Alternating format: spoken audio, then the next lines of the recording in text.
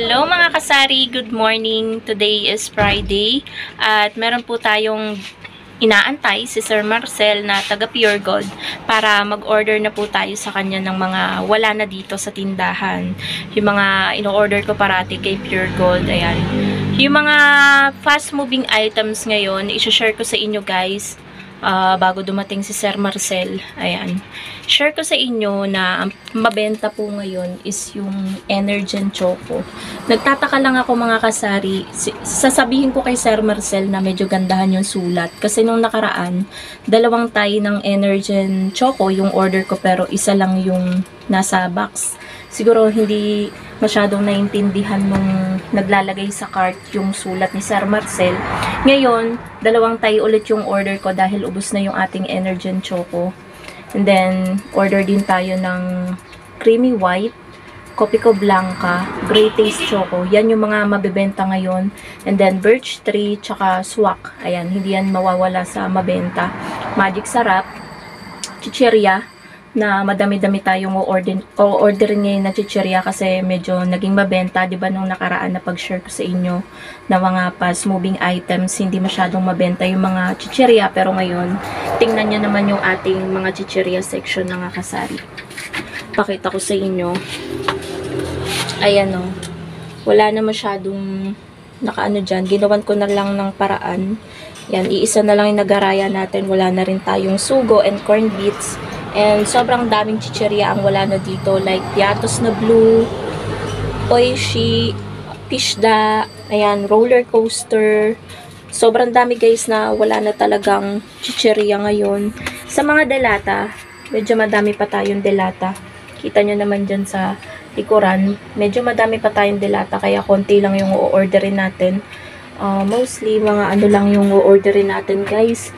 Mga, ayan, sardinas kasi ubos na yung ating Ligo. Mega, ubos na rin.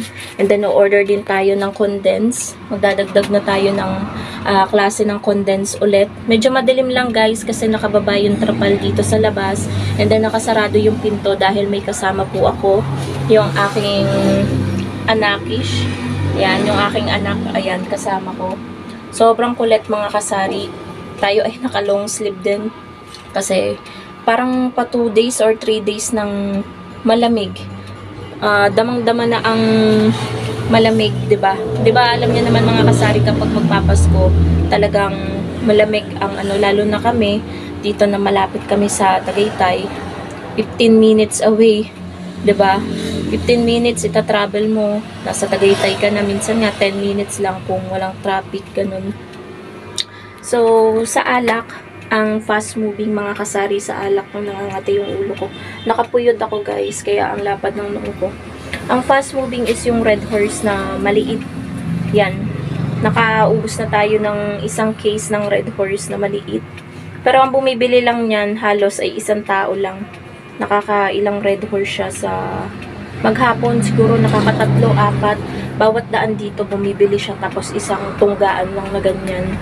Tapos, sa mga biskwit, ito yung ating biskwit section.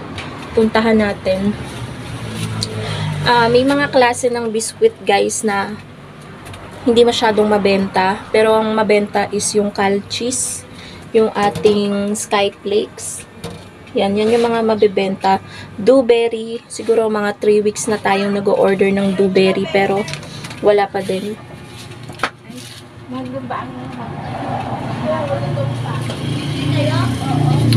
Ayan.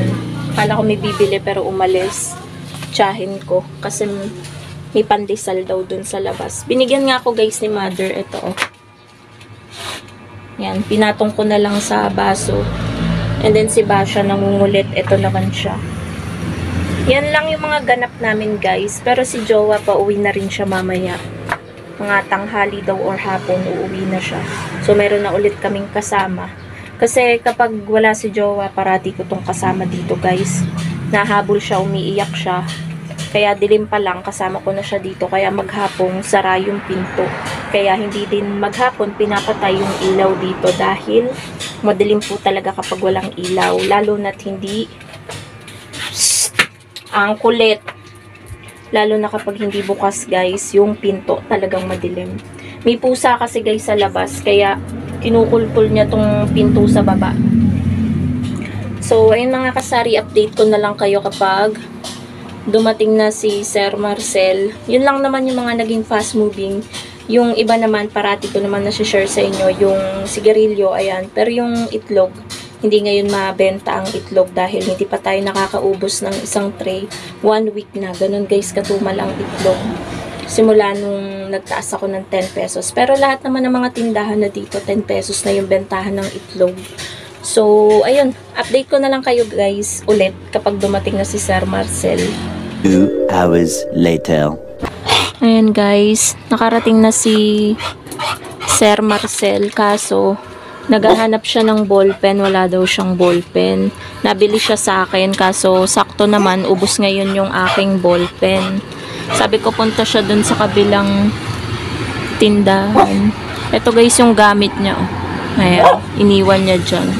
So antayin na lang guys natin. Ito yung maingay na si Basha.